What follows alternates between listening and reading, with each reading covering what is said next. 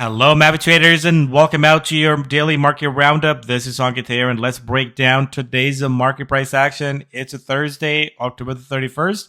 Let's get into it. As always, we'll be breaking down today's market price action by looking at broader markets, take a look at heat map and what's the major indices and what the news events are telling us. And we'll take a look at some possible steps ahead. Let's get into it. Disclaimer. This video was created for professional stock and option traders. Maverick Trading is a proprietary trading firm that employs professional traders around the world. Our traders trade firm capital and keep 70 to 80% of profits they generate. All trades and analysis in this video are for professional traders only. If you are interested in becoming a professional trader for Maverick, click the apply button in the video description. Let's break down what happened today. So jumping into the market analysis, let's just take a look at the numbers here. And today was a bit of an ugly day overall in the markets. Everything was down. So if you look at the percentage change today, Dow Jones, S&P, Qs, small caps, they're all down. We're seeing even a bigger drop in gold as well, which has been an outperformer.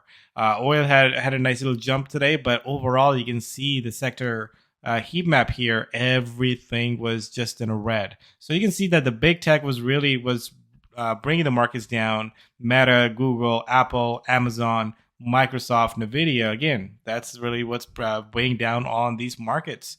So again, this is the end of the month. And we are also going into the election. So there's going to be some volatility in the next few days. But then again, this is the time of the year. Every 4 years we get this week where sometimes it's better to be on the sideline, wait what's going to happen, and then, plan out your rest of the November and December.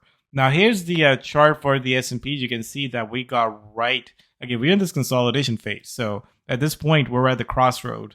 But then again, big drop. We gapped lower and also closed at the lows of the day.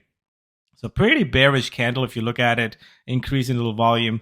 So we are right at this 50 moving average. I think this is where we might see a bit of an inside candle tomorrow. We'll see what happens with the U.S. employment report. But again, after this candle close, again, if we break this candle, then we are definitely turning a lot more bearish. But if we can find some sort of a support here and then maybe rise a little bit tomorrow, again, that's something I would expect after this big candle down.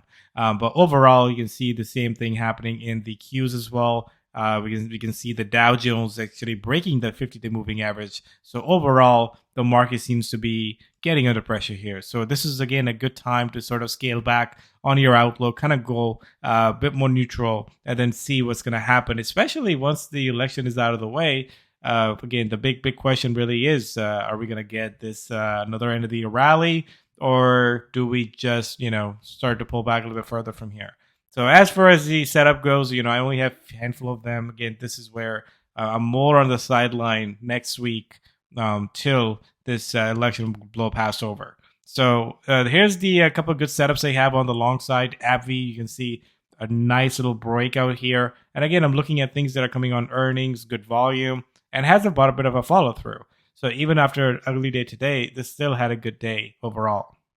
So I like this on a bull call spread, especially as if the market sort of recover from this sell-off, then again, that's something I'll take a look at.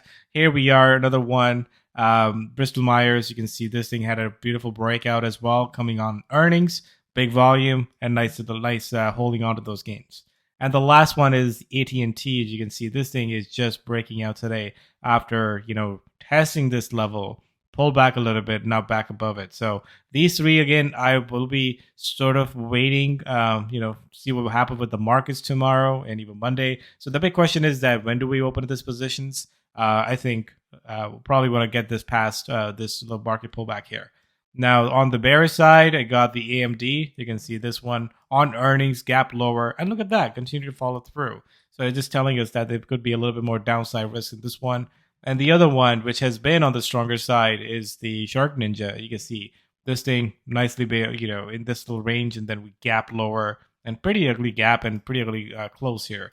Look at the volume. So I actually want to see how this will pan out. Maybe have a little bit of bounce, but I definitely like this more to the downside, especially the ones that seems like that's where the some of the value we can have, because they seem to be a bit more priced out with these earnings. So as we go into the next 24 hours, I expect again momentum to likely stay bearish, but we could see a bit of the inside candle tomorrow. But remember that we also have the U.S. jobs report, so we'll see how that impacts the market.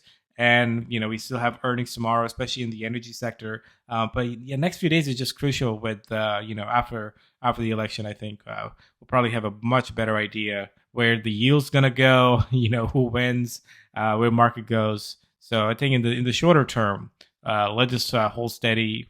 Do some protection. If you're more long on the long side, I think this is where when you go into these key periods like election every 4 years, you want to be making sure you're not too exposed on either direction.